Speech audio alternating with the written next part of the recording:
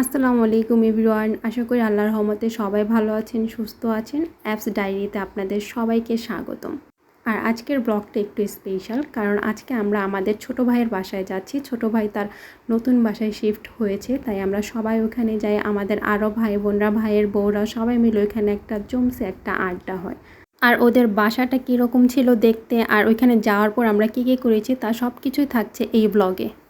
আর এদিকে মমদের বাসায় যাওয়ার জন্য সবাই রেডি হয়ে নিচ্ছিলাম। আর এটা ছিল আনিকা রুম। আর আনিকা রুম এখনও পুরোপুরি গুছানো হয়নি, ওদের এসিটিসি সব কিছুই লাগানো বাকি আছে, তাই ওদের বাসার হোম ট্যুরটা আমরা পরে দিব। আর আনিকাদের বাসার মমদের বাসা কিন্তু খুবই কাছে, যেতে মাত্র 2 মিনিটের মতো এরকম সময় লাগে। আর এই তো মমদের বাসায় আমরা এসে পড়েছি। আর ঢুকতেই মমদের বাসায় এরকম একটা ছোট্ট ড্রয়িং রুম। আর ড্রয়িং রুমটা কিন্তু ওরা খুবই সুন্দর করে এরকম করে গুছিয়েছে। আমার কাছে তো খুবই ভালো লেগেছে। ছোট্টর ভিতরে খুবই সুন্দর করে ওরা খুব যত্ন সহকারে সব কিছু গুছিয়ে রেখেছে। আর ওরা কিন্তু প্রত্যেকটা কর্নার সব কিছু খুব যত্ন সহকারে গুছিয়েছে, দুইজনে মিলে একদম সুন্দর করে সাজিয়েছে। মানে সিম্পলের ভিতরে খুবই সুন্দর করে সাজিয়েছে সব কিছু মনের মতো করে। ধরতে গেলে দুইজনের একটা ছোটোখাটো টুনাটুনির সংসার। আর ওরা সব কিছুই খুব ভালোবাসা দিয়ে সুন্দর করে গুছিয়ে রেখেছে।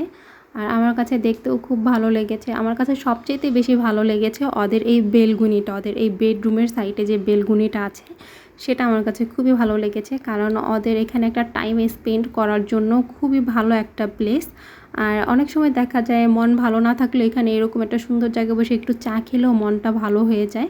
ওদের এই জিনিসগুলো আমার কাছে খুবই ভালো লেগেছিল। দেন ওদের এইরকম ড্রয়িং থেকে সামনের দিকে ঢুকতেই সামনে ডাইনিং আছে, আর এখানে একটা গেস্ট রুমও আছে ওদের। এই তো এটা ওদের একটা গেস্ট রুম।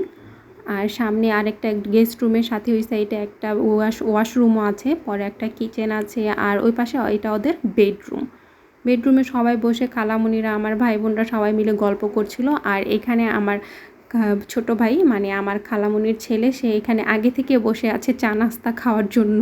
ও ছোট হলে কি হবে, ওর আবার এরকম গুছানো গাছানো জিনিস, মানে সৌন্দর্যটা ওর কাছে খুব ভালো লাগে। আর এখানে মমো আমাদের জন্য সবার জন্য নুডলস রান্না করছিল, একদম পুরো কোরিয়ান স্টাইলে। আমার কাছে তো নুডলসটা খেতে খুবই ভালো লেগেছিলো, আমরা সবাই খেয়েছিলাম। আর ওই দিন সারাদিন মমো ঘর গোছানোর পিছেই লেগেছিল, কারণ ওর ননদরা আসবে, ননাসরা আসবে, আবার যারা আসবে, তাই সেজন্য সে সারাক্ষণ এসব নিয়ে ব্যস্ত ছিল। সবাই যাবে, সব কিছু গুছিয়ে টুছিয়ে সুন্দর করে একদম ফিটফাট করে রেখেছিল। আল্লাহ ওদের এই নতুন লাইফটা, নতুন সংসার জীবনটা খুবই সুখের করে তুলুক, খুবই ভালো কাটুক, এটাই দোয়া। আর এখানে আমার কাজিনরা সবাই মিলে একসাথে গল্প করছিল, আড্ডা দিচ্ছিল। দেন আরও যারা ছিল সবাই চলে আসে। পরে মমো এখানে নুডলস সব কিছু নাস্তা টাস্তা সব কিছু এভাবে রেডি করে নিয়েছিল। পরে আমরা সবাই একসাথে বসে খুবই মজা করে নাস্তাটা খাই।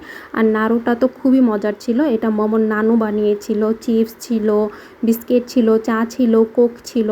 আমরা সবাই সব কিছু খুব মজা করে খাই। দেন আমরা সব ভাই বোনরা মিলে চা নিয়ে বেলগুনিতে বসে খুব ভালো করে একটা আড্ডা দিই। পরে সবাই সবার বাসায় চলে যাই। আজকের ভিডিওটি এই পর্যন্তই। Thank you for watching this video.